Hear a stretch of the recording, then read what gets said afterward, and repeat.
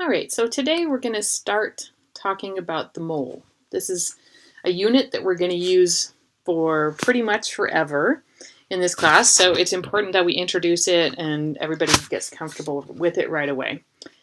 So I'm going to start by having you think about a carbon atom.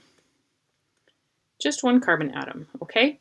So we visualize these as generally very spherical. They have a small nucleus that is hard. It contains protons and neutrons. If we're thinking about a carbon-12 isotope, we know that that nucleus has 6 protons and 6 neutrons, and that there are 6 electrons in a cloud outside of that nucleus that's mostly empty space. We also know that this carbon atom weighs 12 atomic mass units. And we know that the atomic mass unit is based on the mass of the subatomic particles. And since the mass of each neutron and proton is approximately 1, we get 12 atomic mass units for it. So if we look at an average carbon atom, we can look at the periodic table and realize that that has a slightly different atomic mass unit for the mass of an average atom, and that's just to consider the isotope abundance of the other isotopes that are present. All right, so let's go ahead and think about that. 12 atomic mass units. Atomic mass units are not a unit that we really think about very much in our daily lives. And the reason is that this is really small. A carbon atom is too small for us to see. So let's ask ourselves, how much would this be in kilograms or in grams? Because 1 kilogram is about 2.2 pounds. And depending on what you want as a comparison, you can think about, a bag of rice or beans, or, go through and maybe a bag of chocolate chips is usually about 12 ounces, which is a little under a pound. So you can think about different things that weigh approximately a pound, and that will give you a sense for how big a kilogram is, okay? So let's think about how we would figure out this in kilograms. Now, luckily, there's a unit conversion. So exactly 1 atomic mass unit is 1.66054 times 10 to the minus 27 kilograms. That's a pretty small number. So let's go ahead and take those 12.011 atomic mass units for our average carbon atom, and let's convert this into kilograms. So 1 atomic mass unit goes on the bottom, so we can cancel out our atomic mass units. And 1.66054 times 10 to the minus 27 kilograms goes on the top, getting us 1.9945 times 10 to the minus 26 kilograms. I'm still paying attention to significant digits. I'm keeping 5 because my average mass, I've listed here as 5 significant digits. So how small is this really? So I brought up a pound because I want us to think about a pound of carbon atoms.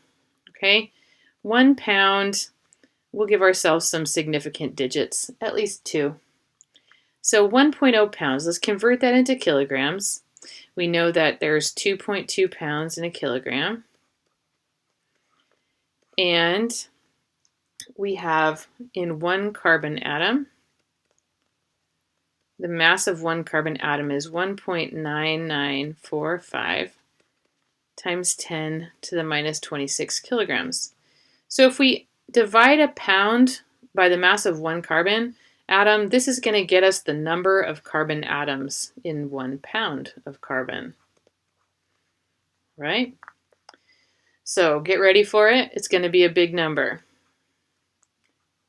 It's 2.3 times 10 to the 25 carbon atoms. I don't know about you, but 10 to the 25 doesn't really compute.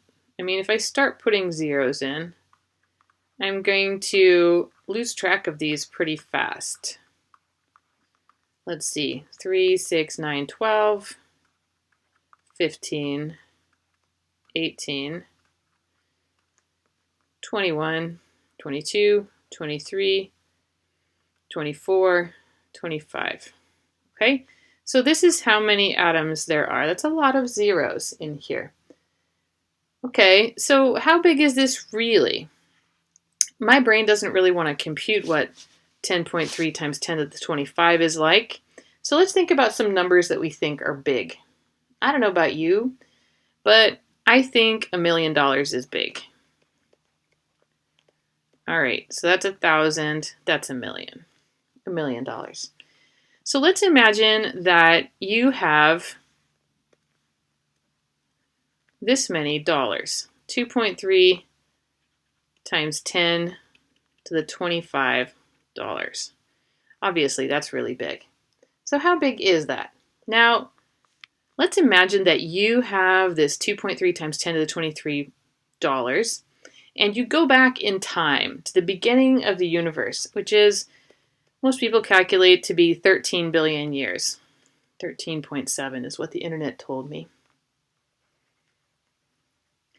All right, so you have this money, and each second of each day for 13.7 billion years, you give away $1 million.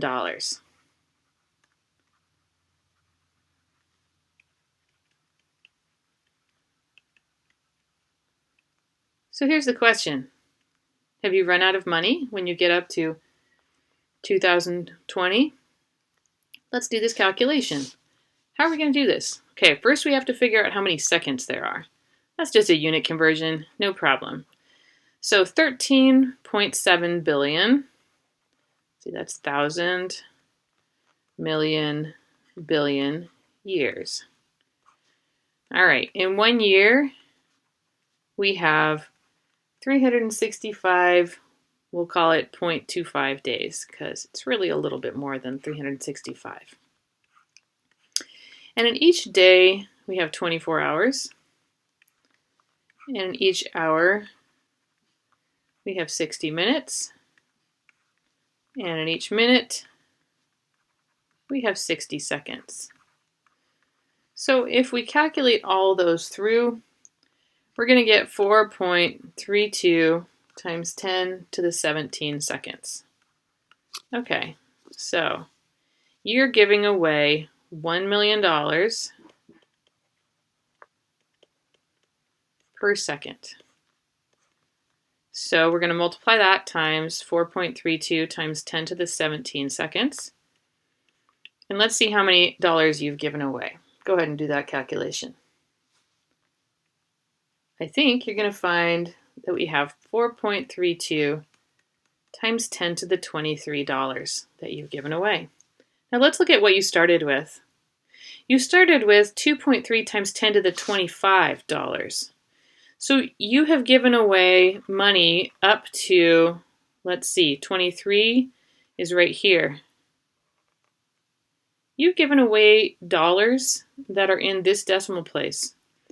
That means you haven't even touched the first part of these of your number of your dollars.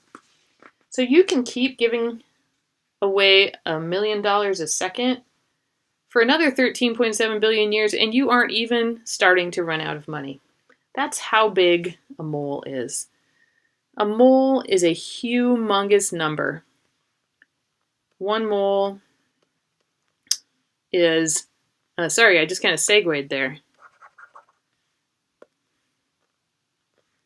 This number that we had, 2.3 times 10 to the 25 wasn't a mole. 2.3 times 10 to the 25 was the number of carbon atoms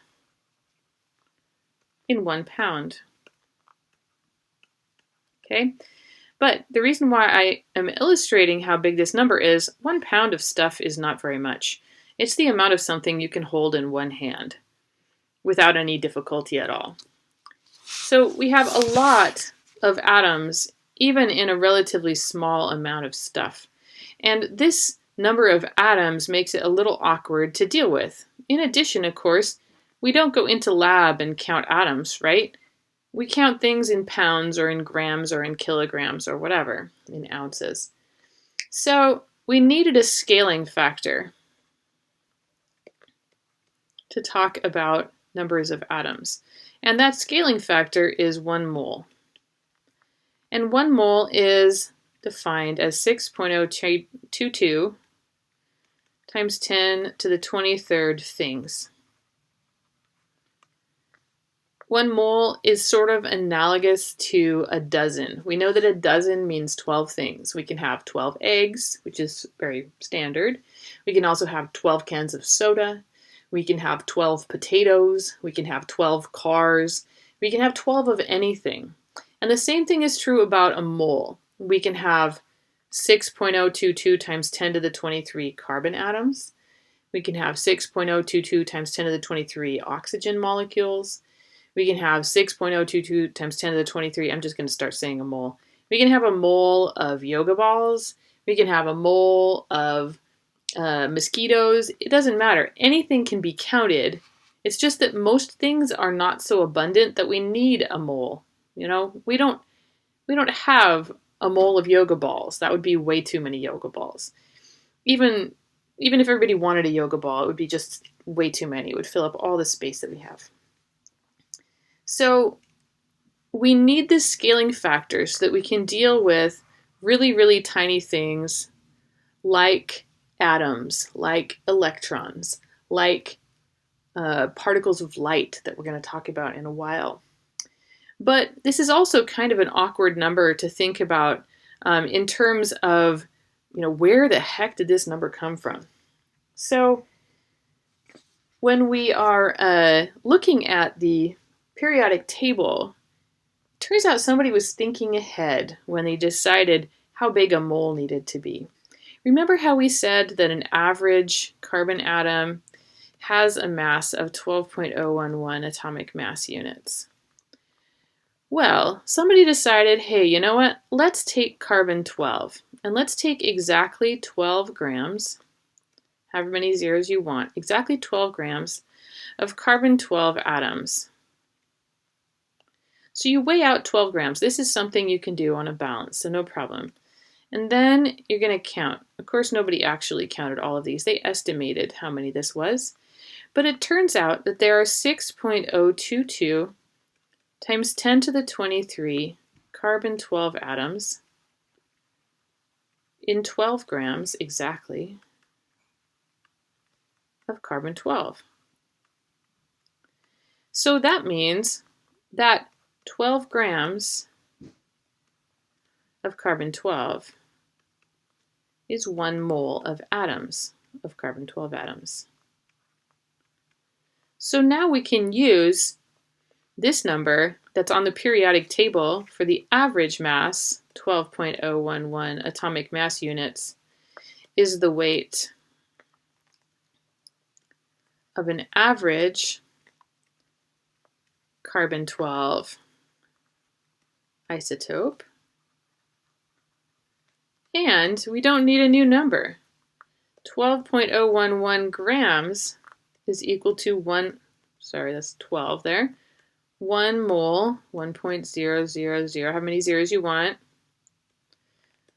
of carbon. Oh,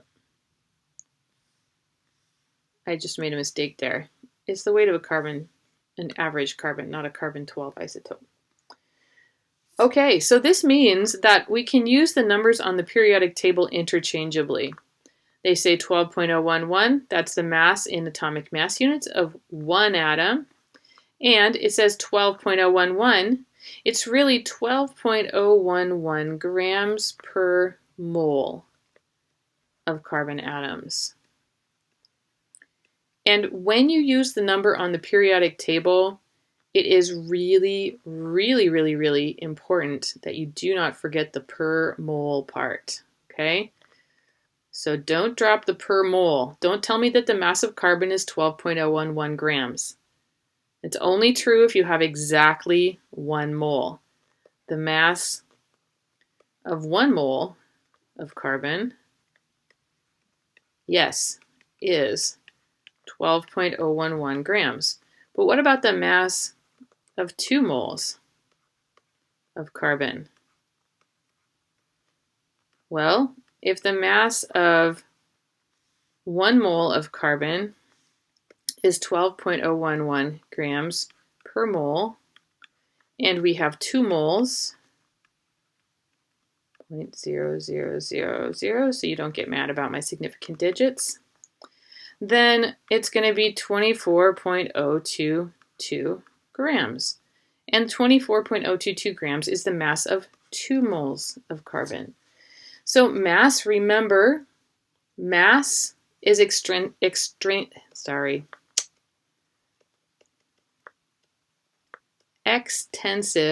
I was trying to spit that out there. It's an extensive variable. This number right here is known as the atomic mass.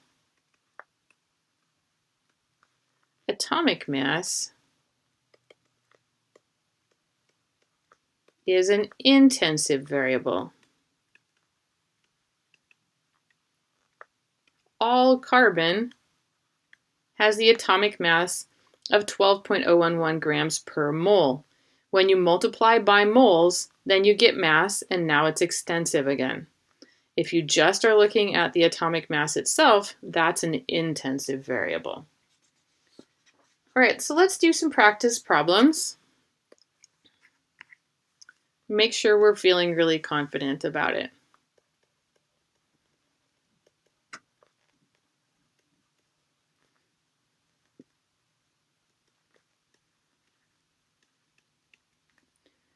Okay, so if 1 mole of carbon weighs 12.011 grams, how much does 1 mole of sodium weigh? Well, pause this video, go take a look at the periodic table. All right, did you find that number? Underneath the sodium, you should find that it says 22.990 grams per mole. So 22.990 grams per mole multiplied by 1 mole means that this will weigh 22.990 grams. Okay, how about 1/2 of a mole of sodium? Do the same thing. Start with our atomic mass, 22.990 grams per mole, multiply by 0.5 moles. So we're dividing it in half, and you should get 11.495 grams. So 1/2 a mole of sodium weighs 11.495 grams. How about 2 moles of sodium? You probably guessed it. Here's our process. We're going to take 22.990 grams per mole. We're going to multiply by 2 moles.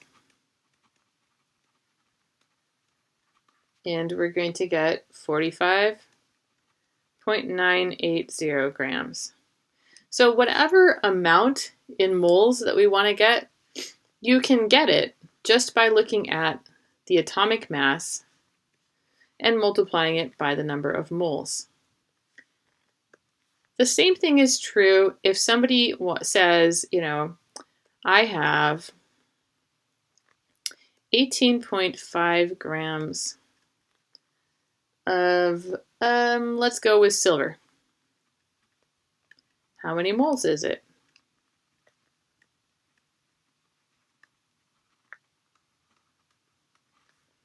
Well, let's go look up the atomic mass of silver. So pause the video and go look it up. Hopefully you found that silver has a mass of 107.87 grams per mole. So we can get how many moles we have by taking 18.5 grams of silver. And we're going to use this as a unit conversion. This is one of the great things about atomic masses. They are unit conversions. They allow us to get between moles and grams. Whichever way we want to do it, we're going to use the atomic weight in order to get between moles and grams for a substance. So what we do is we look at the units, and we want to divide out the grams. Just like any unit conversion, we put the unit that needs to be divided out on the bottom. So there are 107.87 grams in 1 mole of silver. So we're going to divide out that number and we'll get our answer. So if we do this math, then we will get 0.172, keeping 3 significant figures, moles of silver. So whether we're calculating grams or moles, we can go either way using the atomic weight. So we've talked about doing gram and mole conversions using the atomic weight. And we just arrange the units appropriately in order to get the correct unit for our final answer. So if we are asking about moles, then we're going to divide out the atomic weight. If we are asking about how many grams something is, then we're going to multiply by the atomic weight. You can use Avogadro's number to also go between moles and particles. And did I mention this? 6.022 times 10 to the 23rd is also known as Avogadro's number.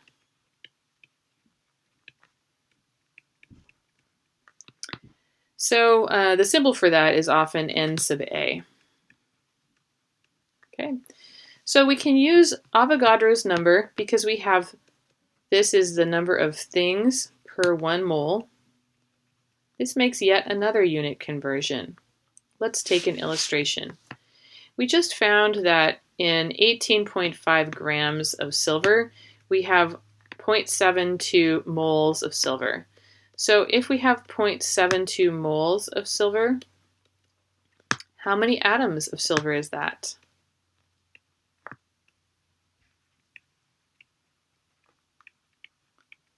So what are we going to do? Well, you guessed it. We're going to take Avogadro's number and we're going to set it up so that we'll cancel out these mole units. 0.172 moles, we want to divide out the moles. So the number is 6.022 times 10 to the 23, in this case, silver atoms is what we're talking about, per 1 mole of silver. Now you don't always have to write how many atoms and how many, the silver and stuff here. I find it useful so that I don't get confused and so that I don't forget what it is that I'm actually looking for. So let's go ahead and do this calculation. All right, hopefully you did this calculation and you got 1.04 times 10 to the 23 silver atoms.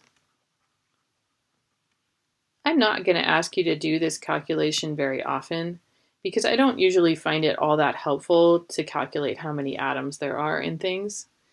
But I do want you to be able to do it.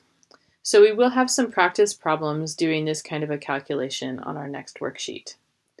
I'm going to stop this video here, and in the next one, we're going to talk not only about finding moles and masses, well, we're going to move on from finding moles and masses for just atoms individually, and we're going to move on to doing it for molecules. But I just wanted to keep this video a little bit shorter rather than keeping them both in the same.